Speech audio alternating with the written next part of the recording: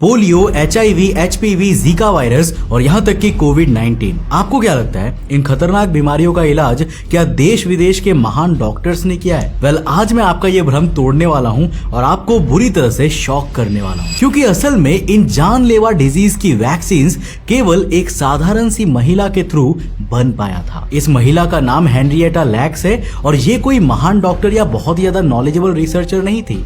ये तो बस एक नॉर्मल सी दिखने वाली ब्लैक वुमेन थी जिसका शरीर शायद उतना नॉर्मल नहीं था। अच्छा, सबसे पहले मेरे एक सवाल का जवाब दीजिए, इंसान वक्त होने के साथ साथ बूढ़ा क्यों हो जाता है? इसका जवाब बहुत ही सिंपल है, क्योंकि इंसानों की बॉडी करोड़ों छोटे छोटे सेल्स से बनी होती है और वक्त के साथ साथ ये सेल्स डैमेज हो जाते हैं और मरने लगते हैं। अब अंत में ना हमारी बॉडी एक शेल बन जाती है जिसके अंदर केवल ये डेड सेल्स ही बच जाते हैं। लेकिन हेनरिएटा लैक्स के सेल्स बिल्कुल उल्टा बिहेव कर रहे थे। वे मरने के बजाय कंटिन्यूअसली डिवाइड हो रहे थे और अपनी क्वांटिटी को बढ़ाते चले जा रहे थे। ये सेल्स बेसिकली इमॉर्टल या अमर थे। अब आखिर क्या हुआ था हेनरिएटा लैक्स के साथ? उनकी इस डिस्कवरी से मेडिकल दुनिया में कैसे तहलका मच गया और आखिर क्यों आज से हजारों सालों के बाद भी हेनरिएटा लैक्स का नाम लिया जाता रहेगा? जानने के लिए इस वीडियो में एंड तक बने रहना। तो हेलो गाइस, मैं हूं कौशिक और चलिए शुरू करते हैं एक और नए एपिसोड को।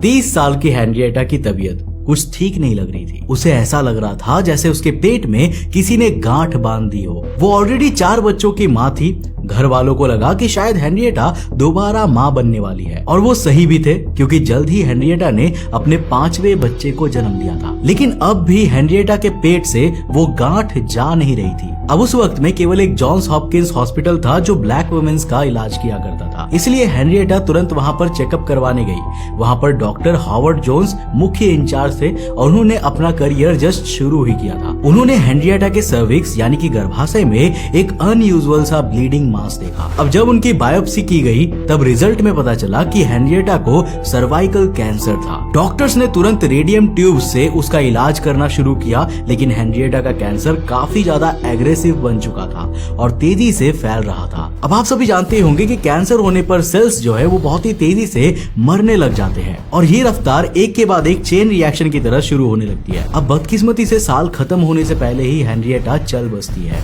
वो केवल 31 साल की थी। लेकिन हेनरिएटा को नहीं पता था कि ट्रीटमेंट के दौरान उनके सर्विक्स से 2 टिश्यू सैंपल्स कलेक्ट किए गए थे, एक हेल्दी सेल्स का और एक कैंसरस सेल्स का। अब इन सैंपल्स को जॉन हॉकिंस के एक सेल बायोलॉजिस्ट को जांच के लिए भेजा गया और उसके बाद जो हुआ ना, उसने साइंस को पूरी तरह से बदल दिया। उस वक्त जॉन हॉपकिंस हॉस्पिटल में डॉक्टर जॉर्ज ऑटो ग्रे अपनी रिसर्च किया करते थे। डॉक्टर ग्रे सालों से लेबोरेटरी में ही ह्यूमन सेल्स को ग्रो करने की कोशिश कर रहे थे, लेकिन हर बार उनको फेलियर ही हासिल हो रही थी। अब ये नॉर्मल साइंस है कि हम सब एक सिंगल सेल से डिवाइड होकर ही एक मल्टी सेल्यूलर ऑर्गेनिज्म में बदले हैं। आप और मैं भी कभी एक सिंगल सेल जितने ही बड़े थे, जो सेल डिवाइड होते होते करोड़ों सेल्स में बदल गया। अब प्रॉब्लम यह है कि परफेक्ट कंडीशंस में भी लेबोरेटरी में सेल्स 40 to 60 साइकिल्स के बाद डिवाइड होना बंद हो जाते थे और मर जाते थे। डॉक्टर्स को हर बार एक नया टिश्यू का सैंपल लेकर उस पे एक्सपेरिमेंट करना पड़ता था, जो काफी ज्यादा टाइम